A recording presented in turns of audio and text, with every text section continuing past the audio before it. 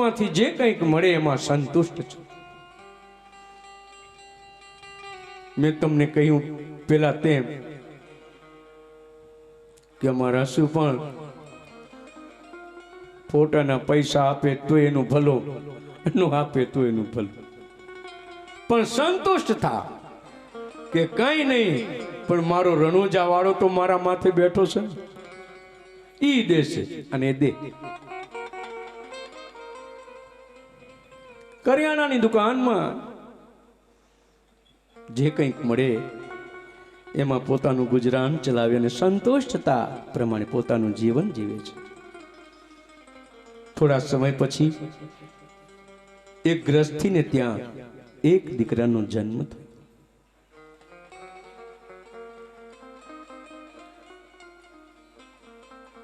1851 લગભગ, અને એ દીકરાનું નામ રાખ્યું બોધો। અને એક વાત છે, વર્ષો પછી જ્યારે એક દંપતીને એક સંતાન પ્રાપ્ત થાય ત્યારે એના દિલમાં કેટલો આનંદ આવતો હશે, એના જીવનમાં એના ઘરમાં કેવો ઉત્સવ ઉજવાતો હશે, કારણ કે આ એક સંતાન માટે, એક શેર માટી માટે જગતમાં કઈક એવા જીવો છે બિચારા તરસે છે। કઈક મંદિરો માં જઈને ભગવાનને પ્રાર્થના કરે છે,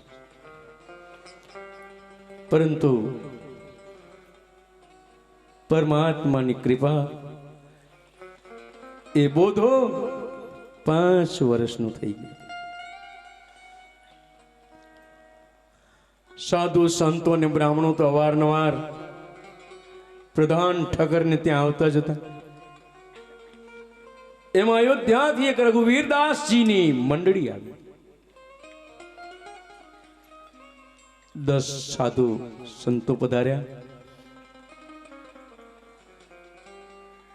રાજભાઈ અને પ્રધાન ઠક્કરે ખૂબ ભાવથી સંતોને જમાડ્યા। સાચો સંત, સાચો સાધુ અને સાચો સદગુરુ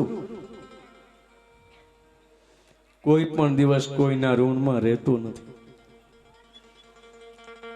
એ ઋણ ચૂકવીને જ જાય છે। બધા સંતોએ પ્રસાદ લઈ લીધો। ત્યારે માનો જીવ છે ને, હમણાં કેમ માળીઓ બિચારી બચ્ચાઓને લઈને આવે કે બાપુ એના માથે હાથ મૂકો ને, કારણ કે માં ના હૃદયમાં પોતાના સંતાનનું એટલું ઊંચું સ્થાન છે। પોતાના પ્રાણથી પણ પ્રિય હોય તો એનું સંતાન છે। અને જ્યારે રઘુવીરદાસજી પ્રસ્થાન કરવાની તૈયારી કરી રહ્યા છે ત્યારે રાજબાઈ માં એ બોધાને લઈ અને રઘુવીરદાસજીના ચરણોમાં વંદના કરાવે છે।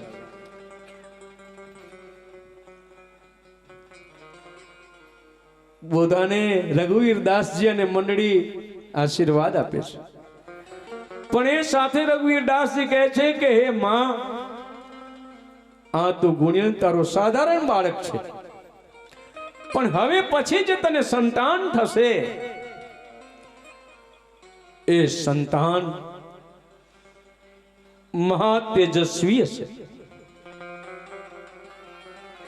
ભક્તિ ભાવ વાળો હશે, સેવા ભાવ વાળો હશે, અને ભગવાનના ભજનથી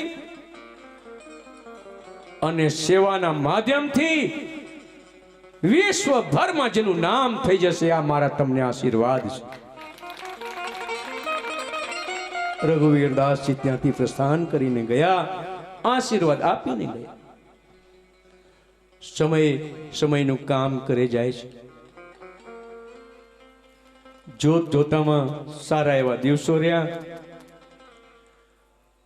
અને 1856 કારતક સુદ સાતમ ને સોમવારના દિવે એક દિવ્ય બાળકનો જન્મ થયો. માં રાજબાઈની કુખે બોધો અને જલાલ બે સંતાન. પણ જલારામનું જીવન કંઈક જુદું છે.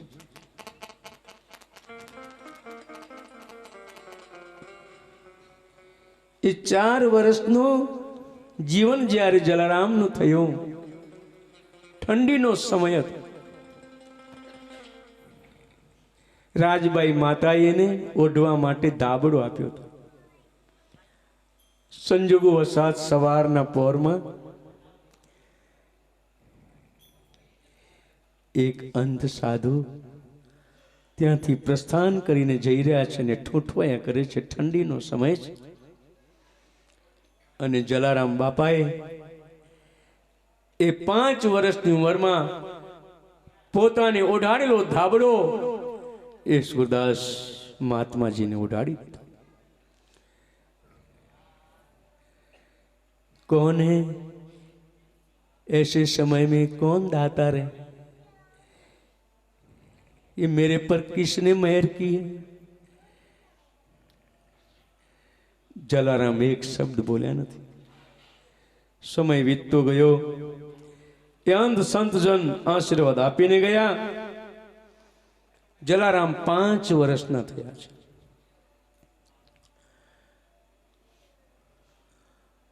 पण स्वभावे मायाळु अने दयाळु। कोई मोटी उंमरना माड़ी माथे भारो लईने आवता जो जलाराम देखे तो ये भारो माड़ी पासे लई अने भारो एना घरे मूकी आवे।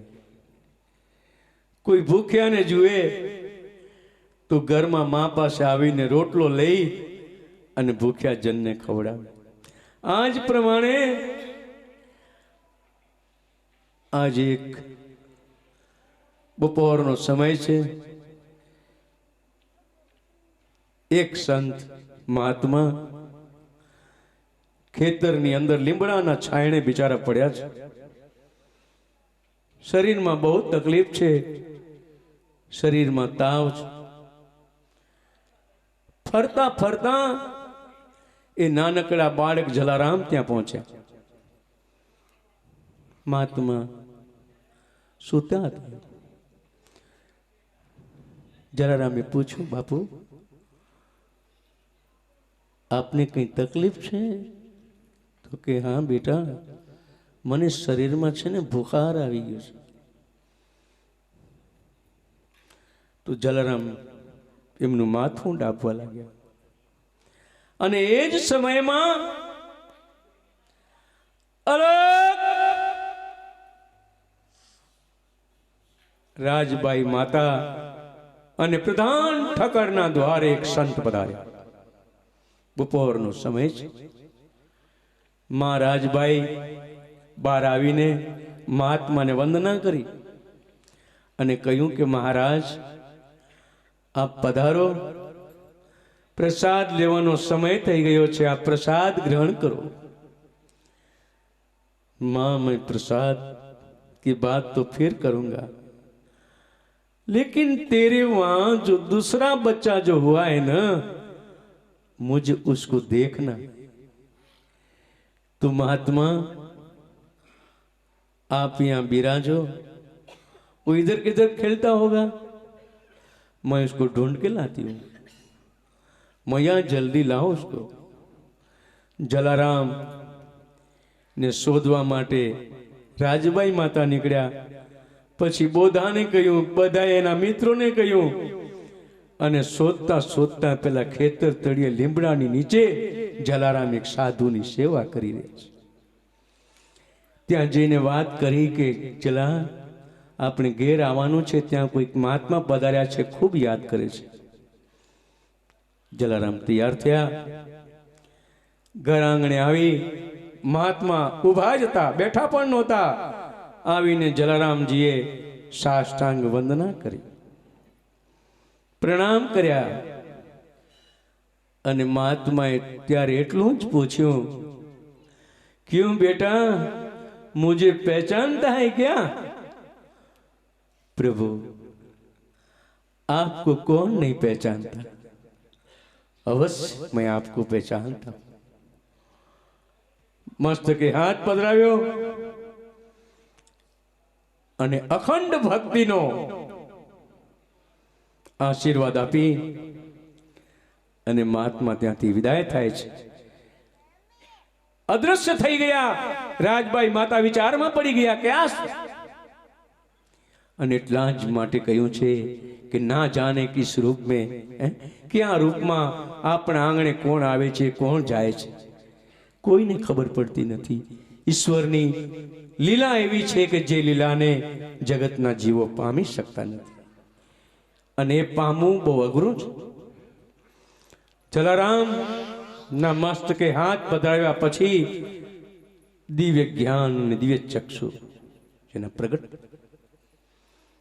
હવે બસ મુખમાં પ્રભુનું રામ રામ રામ રામનું નામ જેમનું સ્મરણ શરૂ થઈ ગયું, હાલતા ચાલતા ઉઠતા બેસતા। રાજબાઈ માતાને ચોક્કસ ખ્યાલ આવી ગયો કે જે સંત મને આશીર્વચન આપીને ગયા હતા કે બીજો દીકરો તારે ત્યાં જશે, જે જન્મ લઈને આવશે, સારા વિશ્વમાં એનું નામ થશે, તો કદાચ એ સંતના શબ્દો સાચા છે। પરંતુ ઈશ્વરની ગતિ બહુ ઘન છે, સમય વીતતો જાય છે। જલારામ નાનકડી એવી સ્કૂલમાં ભણવા જાય છે, પણ ભણવામાં રામ સિવાય કંઈ લખતા નથી। એના ગુરુજનો પૂછે છે ત્યારે એમ કહે છે કે હું બીજું બધું લખવા જાઉં છું, પણ મારાથી આ સિવાય કંઈ લખાતું નથી, આ સિવાય મારાથી કંઈ બોલાતું નથી। અને શિક્ષકોને પણ એ ગુરુજનોને પણ એના પ્રત્યે ખૂબ હેત ઉભરાવા લાગ્યું કે ખરેખર આ સંતાન કેટલો વિનય, વિવેક અને વર્તન વાણીશીલ છે, ધન્ય છે એમની જનેતાને અને ધન્ય છે એના પિતાને। જ્યારે ગુરુજનોના સ્વમુખમાંથી, નાભીમાંથી જ્યારે આ શબ્દો નીકળી જાય, જીવન ધન્ય બની જાય। સમય સમયનું કામ કરે છે। 14 વર્ષના જલારામની ઉંમર થઈ, ભણવામાં ધ્યાન નથી। પિતા પ્રધાને પોતાની દુકાનમાં બેસાડે, દુકાનનું કામ સોંપે, પરંતુ જલારામ નો તો સ્વભાવ છે દયાળુ અને માયાળુ। કોઈ સાધુ સંત બ્રાહ્મણ આવે, જલારામ જે માગે એ આપી દે। જ્યારે હંમેશા આવું ચાલતું રહ્યું ત્યારે પિતા પ્રધાને એક દિવસ ટકોર કરી કે બેટા, આવું આ ક્યાં સુધી ચલાવશું? આપણે એવા સંપત્તિશાળી નથી, આપણે એવા પૈસાદાર નથી કે રોજનો આપણને આ ખર્ચ પોસાય।